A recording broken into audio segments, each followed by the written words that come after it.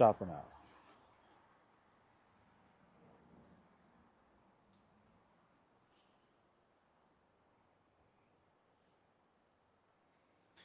Stop or not?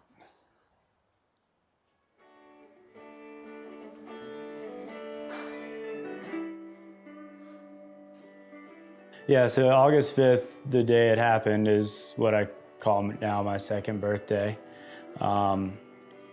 Second birthday to just kind of commemorate a new chance and just trying to like approach things slightly differently with a more gratuitous outlook.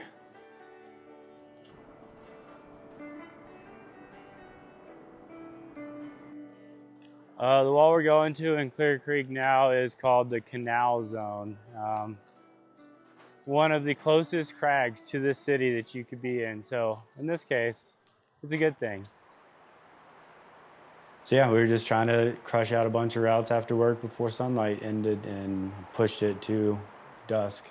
And the dark coming in was like getting us antsy to get going and moving a little bit quickly, and got a little complacent, and we just didn't have good communication through that as well. So I like rushed up to the top of the route on top rope to go clean the route and rappel down.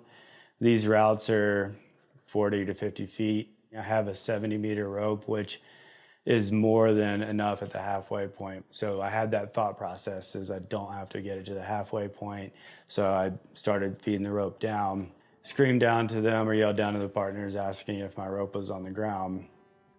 I heard two voices say that both ends of the rope were on the ground.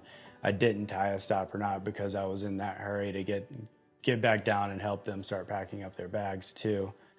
I fed the rope down to where one end was about 20 feet off the ground, and once I started rappelling, it was dark. And I wasn't looking down below me at the tail end of my rope. I was just kind of just rappelling, looking at the wall, looking around, like kind of enjoying a little dark rappel for a moment.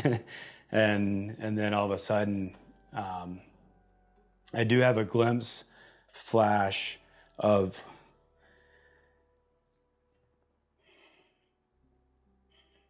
seeing the rope come through the device, and then there's an impact, and I immediately, the muscle memory of growing up playing football and being told to walk it off, I hit the ground. I stood up I was like, nope, I'm good.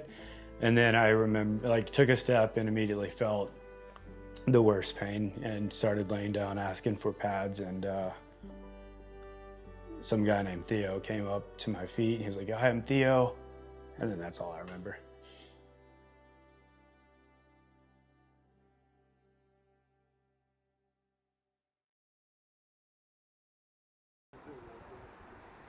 They were telling me that I had shattered my L1 vertebra and fractured my T9, and they described the L1 as like a pancake. And they told me that they had to do an emergency surgery because the way the doctor described it is I had shrapnel from my vertebra in my spinal column that they had to get out. My spine, of course, was like excruciating. I can't even describe it. What they ended up doing was fusing the two around the L1, so L2 and then whatever, T12 or something like that. I have 3 vertebrae fused together, which is fused by 2 screws in the top on the outside, 2 screws on the bottom on the outside, and then 2 rods. And they had to do that to pull my spine back to its normal length, or spacing, to allow this bone to come back and grow and heal. I started doing physical therapy twice a week, going into a doctor's office and doing very lightweight stuff, just like learning. I mean, yeah, before I even got out, like learning how to put on your socks, like relearning how to put on pants when you can't bend over and you just can't lift anything up. It's weird to just like relearn how to do the basics.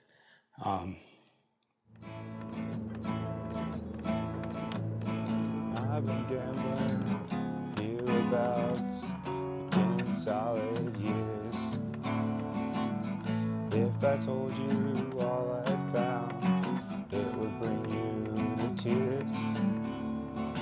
I mean, the first song that I usually start playing as like my warm-up these days is Deal by the Grateful Dead. Yeah, just the opening lines of like, since it takes a lot to win and even more to lose. It's thinking about like how much it took me to lose, and the idea of thinking about breaking your back being the loss and like what it took for that compared to what it would have taken the 2 seconds to tie a stop or not. And like just that alone.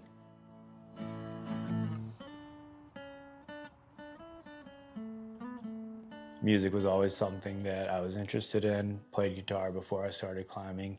Put guitar down because of climbing. Abandoned it for a decade. And now music is what's kind of taking that as like the front burner right now.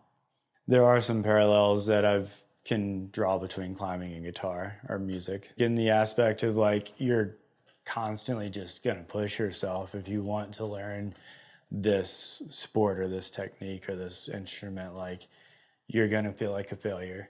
You're gonna have to like push through and like make mistakes, as I did with climbing.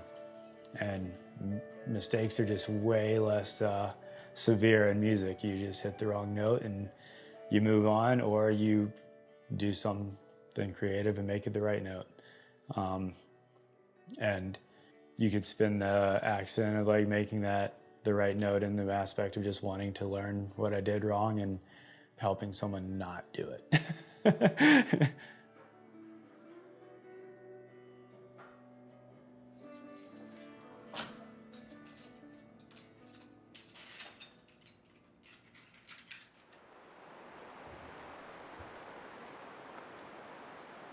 The mental aspect of climbing to me is constantly going against that natural instinct of saying you aren't supposed to be up there, you shouldn't do that, and you should just stay on the ground.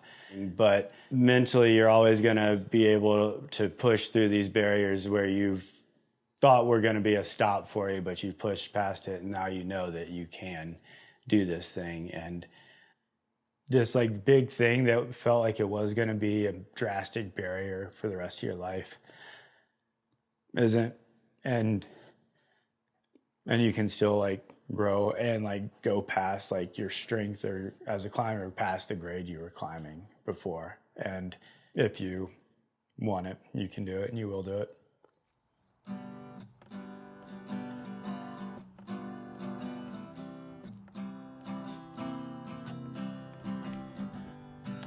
Yeah, I do think the accident was like a reality check in a sense of being like, there's a lot of beauty or good things around you, and you can find that in other things besides climbing too. And that didn't stick until like 6 years after my accident. Yeah, it definitely like affects the way I view life now. I mean, I've come to realize that I don't have to climb every day of the week or as frequently as I was to be able to call myself a climber for whatever reason that means to me. Hell yeah. We made it, baby. We at the top. Who I am now is just a person who is trying to appreciate the things that I do have access to and enjoy what I am capable of doing. And enjoying variety as well, and not being so one-dimensional of like, I gotta go climbing every day after work, or you know, like every weekend. I like to do other things like play music, go to shows, play disc golf. There's a lot to appreciate in simple things.